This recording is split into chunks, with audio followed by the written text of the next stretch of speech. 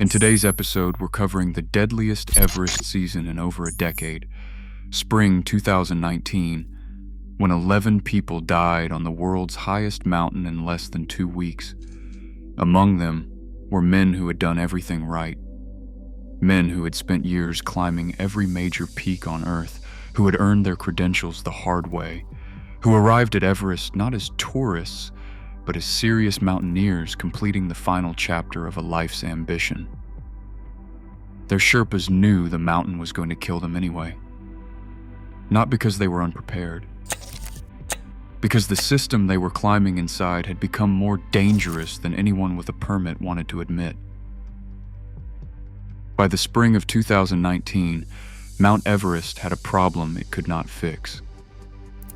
Nepal's government had issued 381 climbing permits, the most in the mountain's history. Each permit represented one paying client. Each client required Sherpa support. When the math resolved itself on the mountain, more than 800 people were authorized to attempt the same narrow route, through the same fixed ropes, toward the same summit, inside a weather window that would last, as it turned out, less than 5 days. The jet stream, which had held steady over the upper mountain through most of May, lifted briefly around May 21st. Every expedition on the mountain that had been waiting, some for weeks, began moving simultaneously. What resulted was something that had never been photographed before and immediately became the defining image of that season. A queue of climbers stretched from the Hillary Step toward the summit. Hundreds of people attached to a single fixed rope, moving at the pace of the slowest person in the line. Some of those people spent 12 hours above 8,000 meters. The human body, in the death zone, has a fixed budget of survivable time at that altitude. 12 hours consumes most of it. 14 hours consumes all of it. Some climbers that day spent 16 hours. The Sherpas watched it happening and understood exactly what they were seeing. Panuru Sherpa, one of the most experienced high-altitude guides working the southeast ridge that season, told a journalist afterward that only half the people there had the experience to climb this mountain. The half without experience were the most likely to die. He said it matter-of-factly, the way a man states something he had been watching long enough to have stopped being surprised by. He had been saying versions of it for years. The mountain had been proving him right at a rate that was accelerating. What was different about 2019, what made it something other than the story of underprepared clients pushing past their limits, was that some of the people who died had done everything right.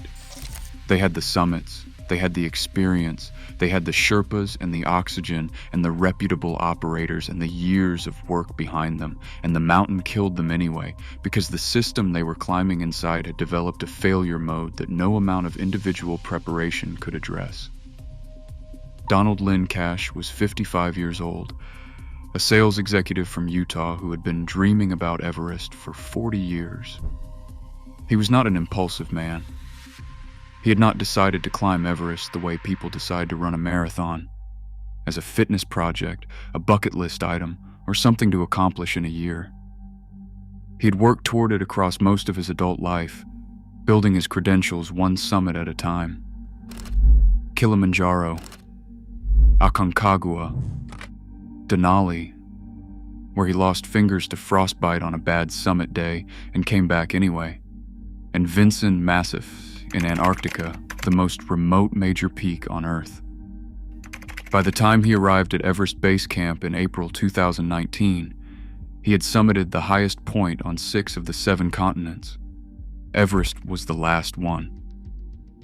He had spent decades earning the right to be there.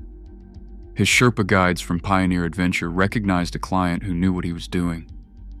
His technique was sound. His acclimatization was disciplined. He asked the right questions and understood the answers. He was, by every measure the guiding team applied, a legitimate candidate for the summit. What his Sherpa could not fix was the line. On May 22, 2019, Donald Cash joined the queue above the Hillary Step with hundreds of other climbers. He moved slowly, not because he was struggling, but because everyone moved slowly. There was nowhere to go.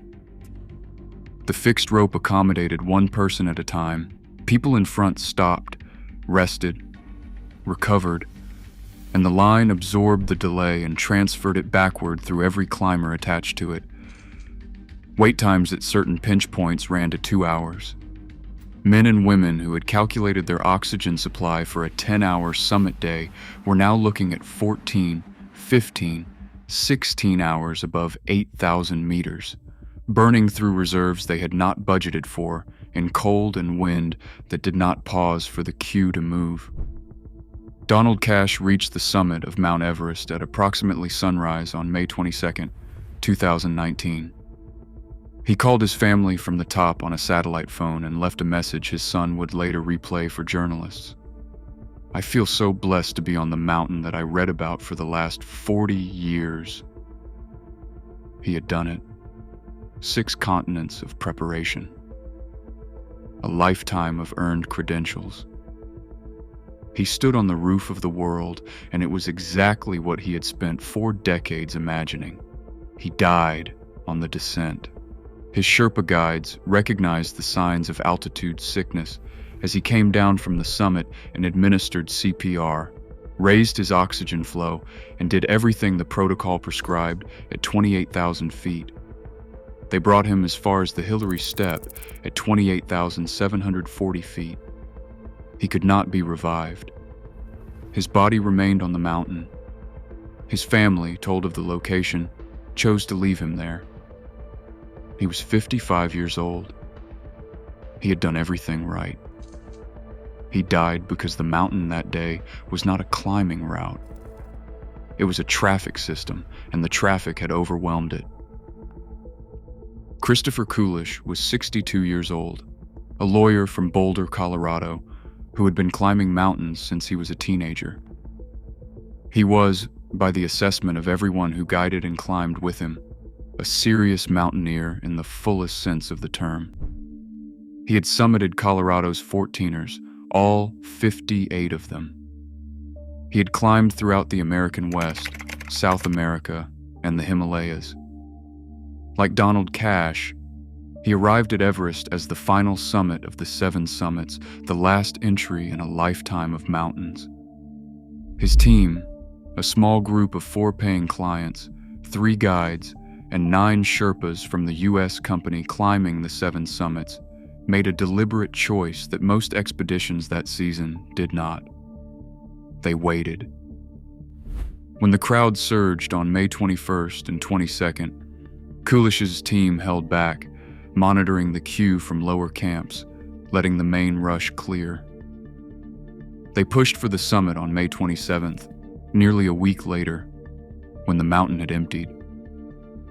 They climbed in what the operator would later describe as near ideal weather, as the only team on the Nepal side that day. His lead Sherpa watched him climb and noted a client who was competent, methodical, and managing the altitude well.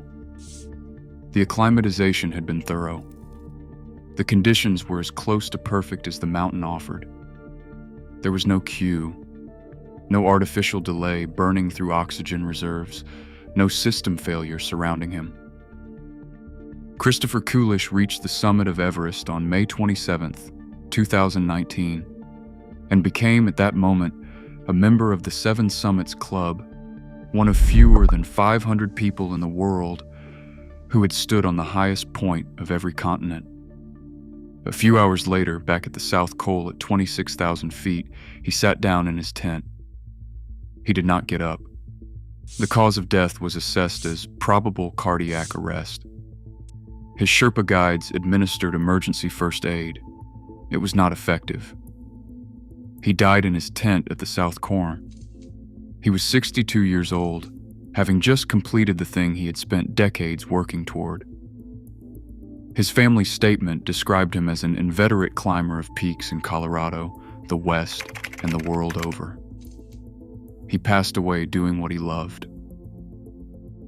The Sherpa community processed the 2019 season, in the way they process all difficult seasons, quietly and rarely, in conversations that rarely reach the people writing the news reports. What the guides who worked that mountain understood, and what the permit statistics confirmed, was that the 11 deaths of May 2019 were not random. They were not exclusively the product of individual unpreparedness. They were the result of a commercial system that had grown faster than the mountain's capacity to absorb it, a system in which 381 permits could be issued in a single season, in which the financial incentive to issue permits vastly exceeded the regulatory incentive to limit them, and in which the mountain's fixed infrastructure, one rope, one route, one summit window, was being asked to process a volume of human traffic it was never designed to handle. The Sherpas knew this. They had been watching it develop for years.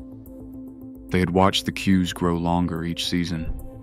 They had watched clients spend more hours in the death zone than their oxygen allowed, not because they were reckless, but because the system put them there and gave them no mechanism to leave. They had watched experienced men like Donald Lynn Cash and Christopher Kulish, men who had earned every credential, done every right thing, arrived with every qualification, get killed not by their own failures but by a structural problem that no individual preparation could address. Panuru Sherpa's calculation that only half the people here have the experience to climb this mountain had been correct for years. What 2019 made clear was that even the half with experience were not safe anymore. Nepal's Ministry of Tourism announced in the weeks following the deaths that they were reviewing the permit system. Mountaineering experts who had been raising alarms about overcrowding for years noted that similar announcements had followed previous deadly seasons. No meaningful changes to the permit cap were implemented before the 2020 climbing season. That season, the mountain was closed due to the pandemic. When it reopened in 2021, the permit numbers returned toward record levels.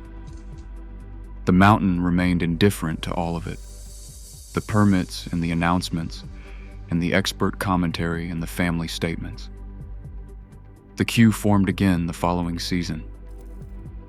The same narrow rope, the same window, the same calculation that the Sherpas were making every year, and that the system was consistently failing to address.